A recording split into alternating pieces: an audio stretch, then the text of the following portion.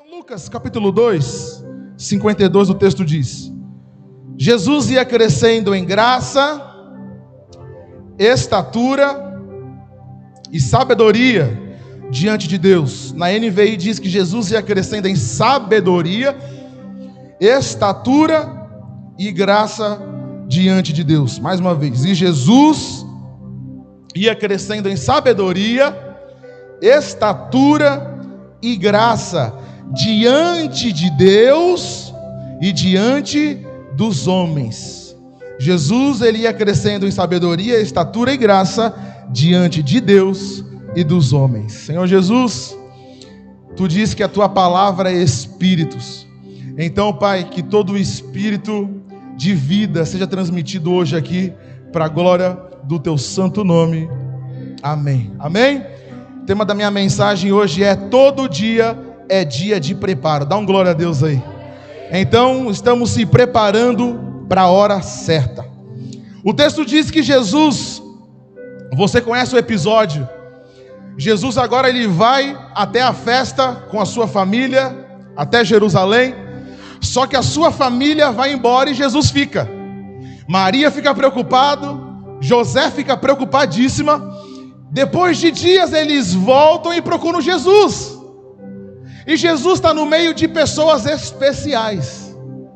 Jesus ele está no meio de pessoas inteligentes. Jesus está no meio de sacerdotes. E agora Maria chega para Jesus e fala: filho, o que tu fez com a mãe? A mãe está preocupada.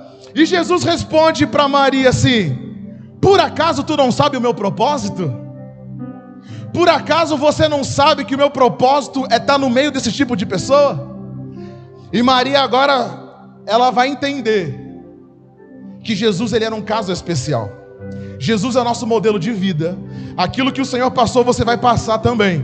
Você só não vai ser pregado numa cruz, mas o restante nós vamos passar. Então o texto está dizendo que Jesus ele é crescendo em sabedoria, estatura e graça. Então Jesus com 12 anos ele já sabia quem ele era, o que faria, e estava se preparando para a hora certa. Jesus desde pequeno, vou falar de Jesus hoje, amém? Vou falar de Jesus hoje. Sempre falo de Jesus, mas hoje eu vou fazer com intenção. Jesus agora, ele sabe para que aquilo que ele vai fazer. Jesus ele está se formando porque ele sabe aonde ele vai chegar. E ele está aprendendo porque ele sabe que aquilo que ele aprender é que ele vai levar para o futuro dele. O nosso problema é que a gente quer sentar, ouve, mas não acolhe a palavra. A gente quer a bênção de Deus, mas nós não queremos estar na presença dele e falar assim: Senhor, eu quero crescer, mas também eu quero mudar. E agora Jesus, ele avança nas instruções de Deus. Jesus, ele vai crescendo. Entre comigo na história, coisa linda. Jesus é um Joaquim pequeno, ele vai crescendo em estatura, ele vai tendo músculos, ele vai crescendo em inteligência, graça, diante de Deus e diante dos homens.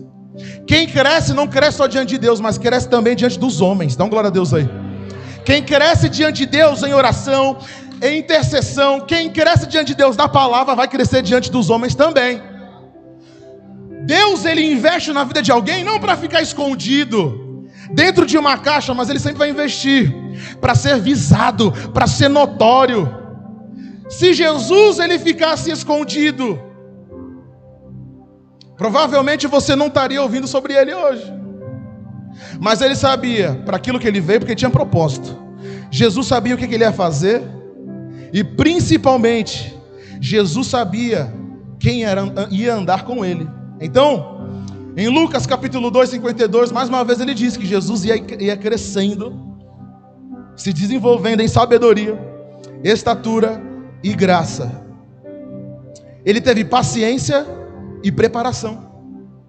Olha o nosso problema. A gente quer ser preparado, mas não tem paciência. A gente quer estar no governo, mas não quer sentar para aprender. A gente quer ser usado por Deus, mas em nenhum momento a gente fala assim: Senhor, me humilha na tua presença. A gente quer ser moldado, polido por Deus, mas a gente quer continuar grande. O segredo da vida com Deus é: seja pequeno, porque Deus vai te honrar, Deus vai te levantar. É servindo que a gente se torna uma pessoa grande. Então o propósito não é meu, pastor Sandro, o propósito é de Deus. Você não está aqui na terra para cumprir o seu propósito, você está aqui na terra para cumprir o propósito de Deus. Eu não estou aqui para realizar o meu propósito, mas eu estou aqui para uma missão de Deus. Eu estou aqui para algo especial de Deus. Eu não estou aqui para ser glorificado, mas eu estou aqui para glorificar o nome de Deus. Eu não vim para a terra, eu não nasci da barriga da minha mãe, eu não nasci na minha família. Eu não nasci para viver as minhas vontades, mas eu nasci para cumprir a vontade de Deus. Você só está aqui pela vontade de Deus. Nós só estamos aqui pela vontade de Deus. Então o propósito não é meu, guarde isso aí, anote. O propósito não é meu, o propósito é de Deus. Em Lucas capítulo 3, 23, ele diz então que Jesus tinha cerca de 30 anos de idade quando iniciou o seu ministério. Ele era, como se dizia, o filho do José, o carpinteiro lá, o rejeitado. Então Jesus agora ele vai começar o seu ministério, vem comigo. Jesus ele vai crescendo. Eu fico imaginando Jesus agora, ele na escolinha. Ele doido, pastor Paulo, para realizar um milagre. Mas ele sabia, não é o tempo ainda. Não estou pronto ainda, não estou pronto. E agora ele chega no meio da família. Ele vê a confusão. E ele fala, não é meu tempo ainda. Não é meu tempo. A mãe dele chega e fala assim, ô Jesus, acabou o vinho na festa. Faz nascer vinho. O que ele responde? Mulher, não é chegada a hora. Jesus sabia o tempo que ele ia ser usado por Deus. A gente quer ser usado por Deus, mas não quer ter tempo de preparo, não quer ter tempo de mesa, não quer ter tempo de investimento com Deus. Jesus ele poderia muito bem ter falado assim, olha, eu sou filho de Deus, eu tenho poder. Não sei se vocês lembram de um filme muito herético. Eu era criança, eu assisti esse desenho, um filme. Na Bíblia não tem isso, mas Jesus ele viu o passarinho, ele queria ressuscitar o passarinho. Não podia, porque não era chegada a hora. Jesus, você acha que Jesus não entrava na porta formosa e não via o cego, o coxo? Claro que ele via, ele nasceu com esse tipo de pessoa. Ele ia ano após ano e ele via. E ele falou assim, não é chegada a minha hora. Um dia os meus discípulos vão passar por aqui e vai fazer aquilo que eu vou falar. E agora você acha que Jesus não via uma pessoa cega e falando assim, eu não posso fazer você enxergar ainda, porque não é a minha hora. Jesus teve paciência, Jesus teve preparo, e Jesus tinha comunhão com Deus. Jesus tinha preparo, Jesus tinha paciência, e Jesus tinha tempo com Deus. Jesus tinha oração, Jesus tinha comunhão, Jesus tinha intimidade com Deus. Jesus ele dobrava o joelho, ele perguntava, pai, o que tu queres que eu faça? E segundo, ele era usado por Deus. E agora Jesus no versículo 3, no capítulo 3, no versículo 23, diz que ele começou o seu ministério com 30 anos. A vida, filho, não é uma jornada. Perdão, a vida é uma jornada, não é uma corrida de 100 metros. A gente acha que a vida é uma corrida de 100 metros. Correu, acabou, não. A vida é uma jornada. A vida com Deus não é um dia. A vida com Deus é todo dia. A vida de oração não é uma vez na semana. A vida de oração é todo dia, toda hora, sem parar, como diz a musiquinha. A vida com Deus não é só aos domingos. A vida com Deus é de domingo a domingo. Posso ouvir um glória seu aí? A vida com Deus não é só no domingo de manhã ou domingo à noite. Mas a vida com Deus é, acordei, vou dormir. Vida com Deus. Jesus começou o seu ministério com 30 anos. E eu vou fazer uma pergunta para você. Não era tarde? Para mim é tarde. Ele começou o seu ministério com 30, mas ele passou 30 se preparando. Ele passou 30 não reconhecido. Ele passou 30 trabalhando escondido, mas ele sabia que Deus um dia ia revelar ele para todo mundo. Se você está aqui ouvindo sobre Jesus, é porque ele saiu um dia do anonimato, subiu na cruz. E só existe escola, faculdade, sociedade, porque Jesus morreu na cruz do Calvário. Só existe cultura cristã hoje, só existe família, porque Jesus morreu na cruz do Calvário. Jesus veio implantar uma cultura sacerdotal. Só existe comunhão hoje porque Jesus resolveu morrer na cruz do Calvário. E a partir dali os discípulos começaram a startar uma visão no mundo. Faculdade não foi criada por ateus. Escola municipal não foi inventada por professores, foi inventada por pastores cheios de Deus. Hoje, a única faculdade que presta no Brasil é a Mackenzie, faculdade ultra cristã, aonde a Bíblia ainda está lá. Por isso que as maiores mentes é formado na faculdade Mackenzie, uma das poucas faculdades no Brasil que ainda tem uma cultura bíblica lá. Aonde você entra tem uma cruz e uma Bíblia no Salmo 23. Porque quem inventou isso tudo que a gente vive foram homens diante de Deus. Sabe por que você só casa, gera filhos? Porque isso foi ideia de Deus, gerado também por homens e mulheres cheios de Deus. Então Jesus agora, ele sai de 30 anos escondido, sobe na cruz. Só que eu vou falar uma coisa para você. 3 coisas aconteceram com Jesus, queira você ou não, nós vamos passar por isso também. Jesus é o nosso modelo, amém?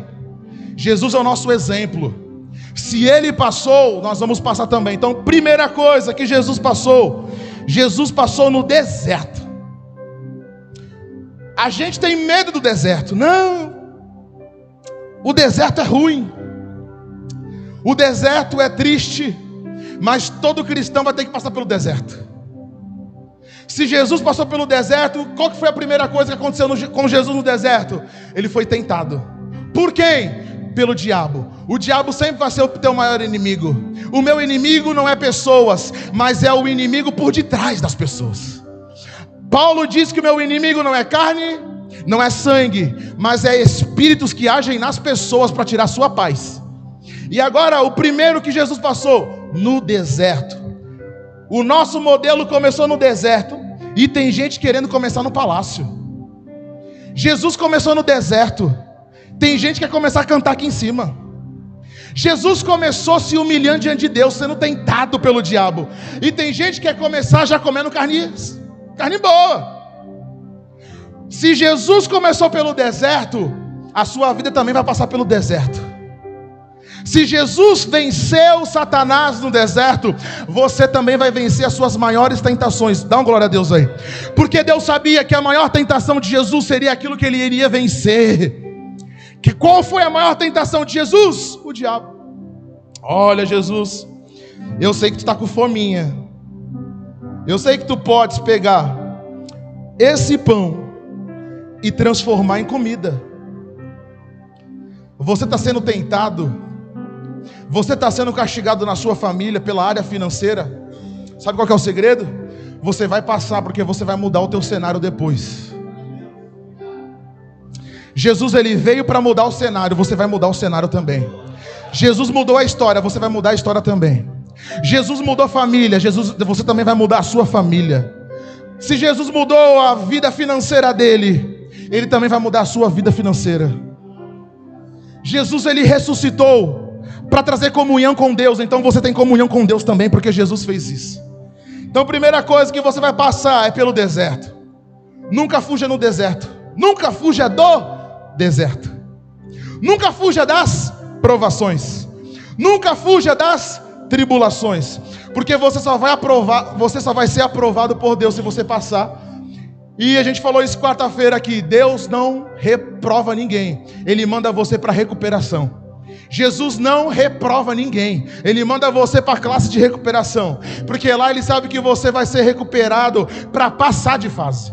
Então 3 coisas que Jesus passou e você vai passar, queira você ou não. Eu não quero passar, vai passar, porque você é discípulo de Jesus. E todo discípulo de Jesus vai passar pelo deserto. Todo discípulo de Jesus vai passar por aperto.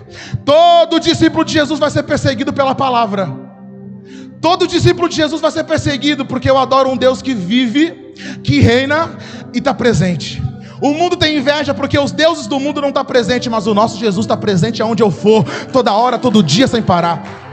O mundo tem inveja porque eles estão adorando um pau de pedra, eles estão adorando coisas, mas nós adoramos alguém que vive, está no meio aqui, está no meio de você, está no meio da sua casa, está no meio da sua cama, onde você vai, ele está. Então primeiro você vai ter que passar pelo deserto. Se Jesus passou pelo deserto, por que a gente quer começar pelo palácio?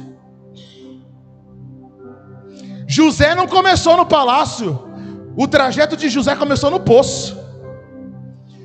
A vida de José, por mais que no início foi boa, mas só chegou onde chegou porque ele foi traído, porque ele foi negociado, porque ele foi jogado num poço, forjaram a morte dele. Mas José não sabia que Deus já estava preparando pessoas que iria tirar ele daquele poço, queria levar ele e indicar ele para o palácio do faraó. Agora você vem comigo. O copeiro. Ir para a cadeia, Yassa. O copeiro é o cara do rei. O copeiro é o cara que experimenta a bebida para ver se o rei não vai morrer. Se você for procurar um pouco na história, pouquíssimos copeiros foram presos. Mas Deus colocou aquele copeiro na cadeia, porque aquele copeiro iria indicar o nome de José para o palácio. Mas a gente não quer passar pelo deserto, a gente quer ir direto para o palácio. Não. Primeiro estágio, deserto. Segundo, Provérbios, abra sua Bíblia em Provérbios, capítulo 2, 12. O texto diz em Provérbios, capítulo 2, versículo 12: a sabedoria o livrará do caminho dos maus, dos homens de palavras perversas, que abandonam as veredas retas para andar por caminhos de trevas. Segunda coisa que você vai ter que fazer na sua vida: tirar a pessoa da sua lista. Você vai ter que tirar pessoas do seu convívio, porque elas te enfraquecem. Olha o que está escrito lá em Marcos capítulo 1, a partir do 16. Jesus agora está andando no mar da Galileia. Jesus vai montar o seu time de líderes. Jesus vai montar os apóstolos que vão pregar pelo mundo. Não foi os apóstolos que foram até ele, foi ele que foi até os apóstolos escolher. Agora vamos lá para Marcos 1,16. E andando à beira do mar da Galileia, Jesus viu Simão e seu irmão André lançando redes ao mar, pois eram pescadores. E disse Jesus: siga-me, e eu os farei pescadores de homens. No mesmo instante, eles deixaram as suas redes e o seguiram. 19. Indo um pouco mais adiante, Jesus viu num barco Tiago, filho de Zebedeu, e João, seu irmão, preparando as suas redes. Logo os chamou, e eles o seguiram, deixando Zebedeu, seu pai, com os empregados do barco. Logo o chamou, e eles o seguiram, deixando Zebedeu, seu pai, com os empregados no barco. Jesus, ele se uniu com pessoas que fortaleceriam o seu propósito. Jesus, ele escolheu pessoas para fortalecer o propósito. Vou repetir isso aqui mais uma vez. Ele se uniu com pessoas que potencializariam o seu propósito. Jesus não começou assim: pode vir, pode vir, pode vir. Não, ele foi a dedo. André, Pedro, Tiago, Ciclano, Beltrano, pode andar comigo, porque vocês vão ser melhores do que vocês estão se tornando hoje. Você vai ter que tirar pessoas da sua lista, e você vai ter que colocar pessoas que estão junto com você. Você não pode andar com pessoas que é contra você. O único que foi contra Jesus morreu, que foi Judas. O restante foram fiéis. Em um momento descambaram para lá, descambaram para cá, mas no final todos eles foram servos de Jesus. Queira você ou não, você vai ter que remover da sua lista algumas pessoas, porque não é todo mundo que pode andar com você. Dá uma glória a Deus aí. Não é todo mundo que pode andar com você. Não é todo mundo que pode trabalhar com você. Não é todo mundo que pode comer na tua mesa. Não é todo mundo que você pode convidar para o final de ano, porque só pode andar com você pessoas que fortalecem o teu propósito. Se você não andar com esse tipo de pessoa, elas vão te enfraquecer, elas vão te colocar para baixo, e depois não reclame, porque o preço da semeadura vem. Jesus, ele está andando agora e fala assim: gurizada, 1, 2, 3, 4, siga-me. Sabe o que eu acho mais engraçado? É que você não vai ver na história os discípulos de Jesus serem gambiarras. Pastor Sandro, eu sei que tu gosta de uma gambiarra. Tu é o mestre da gambiarra. Tô brincando, mas é.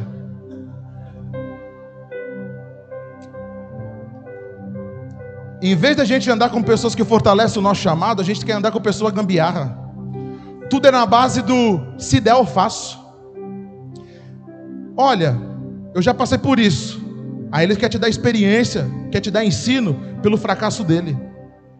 Aí ele quer te mostrar, ele quer te ensinar, porque ele disse que ele passou, mas ele não foi vitorioso, ele foi derrotado. Derrotado não pode ensinar futuros vencedores. Derrotados não pode te ensinar como prosperar na vida. Derrotado não pode chegar e bater nas costas e falar assim: Heitor, já passei por isso, continua. Não pode, porque derrotado anda com derrotado, vencedor anda com vencedor. Jesus venceu, por isso que eu ando com ele. Jesus venceu, por isso que você vai andar com ele. Jesus, ele não foi rebaixado. Jesus, ele não foi humilhado. Jesus, ele foi tudo que ele passou para erguer você diante dos homens também. Porque não foi só Jesus que está crescendo em graça, estatura e sabedoria. Você também está crescendo em graça e sabedoria. E você não vai poder ficar escondido debaixo do tapete, porque o seu nome vai ter que ser colocado na estampa. O seu nome vai ser colocado na marca. Então, nossos relacionamentos afetam diretamente o nosso destino. Olha o que Jesus fala: vem comigo, porque hoje vocês são pescadores de homens, pescadores de peixe, mas agora vocês vão se tornar pescadores de homem. As tuas influências vão definir o teu destino, ou é para baixo ou é para cima. Se os discípulos fizessem assim: olha Jesus, valeu, obrigado, tamo junto, não quero, mas eles falaram o quê? Vou. E Jesus falou: siga-me. Naquele momento a vida daqueles discípulos mudaram. Porque relacionamentos afetam o seu destino. Se você está aqui é porque alguém te direcionou até aqui. Se você um dia perdeu na vida é porque alguém te direcionou à perda. Se você chegou no fundo de um poço um dia, porque alguém te direcionou para aquele poço. Já não diz a maior pesquisa do mundo que você é a média das 5 pessoas que convive? Querendo ou não, você é a média das 5 pessoas que você convive. Você vai se tornar a cópia deles. Você vai se tornar a xerox dele. Porque se Jesus chamou os discípulos para andar com eles, e eles foram transformados, é porque é verdade. Todo relacionamento afeta diretamente o nosso destino. Dá uma glória a Deus aí. Terceira provação que você vai ter que passar. Na verdade, isso aqui não é prova. Na verdade, isso aqui é um resultado dos relacionamentos que você anda. Pastor Sandro, dá uma cadeira para mim. Bota aqui para mim. Em Lucas capítulo 4, versículo 16, entra comigo agora. Ele foi a Nazaré, aonde havia sido criado, e no dia de sábado entrou na sinagoga. Eu amo esse texto. Como era o seu costume, e levantou-se para ler. Foi-lhe entregue o livro do profeta Isaías. Abriu o livro e encontrou o lugar onde estava escrito: 18. O Espírito do Senhor está sobre mim, porque Ele me ungiu para pregar as boas novas aos pobres. Ele me enviou para proclamar a liberdade aos presos e recuperação da vista aos cegos, para libertar os oprimidos e proclamar o ano da graça do Senhor. Olha o que ele fez. Então ele fechou o livro, devolveu ao assistente e assentou-se. Na sinagoga todos tinham os olhos fitos nele, e ele começou a dizer-lhes: hoje se cumpriu a escritura que vocês acabaram de ouvir. 22. Todos falaram bem dele e estavam admirados com a palavra de graça que saía dos seus lábios, mas perguntaram: não é esse o filho de José? Existe uma cadeira na vida que você vai ter que ocupar, e eu vim nessa noite dizer: ocupe o lugar que Deus te deu. Ocupe o lugar que Deus te deu, na região espiritual e na região física. Deus já te colocou em regiões espirituais altas, mas o problema é que a gente não está sentando no lugar certo. A gente quer sentar em vários lugares, mas nós não estamos sentando no lugar certo. Na cultura judaica, toda sinagoga tem uma cadeira, que só pode sentar ali o Messias. Na cultura judaica, toda sinagoga que você vai ter uma cadeira, que eles dizem que futuramente quem vai sentar naquela cadeira é o Messias. E agora Jesus, ele pega o livro, ele lê a profecia sobre ele, e ele senta na cadeira, e ele fala assim: Deus me ungiu hoje para pregar para vocês. Olhem para mim, porque agora eu sou o modelo. Jesus, ele lê o livro, ele senta, toda a sinagoga ora para ele e fala assim: cara, esse cara é incrível, velho.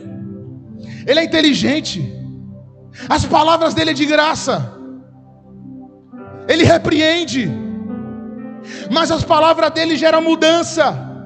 Ocupe o seu lugar.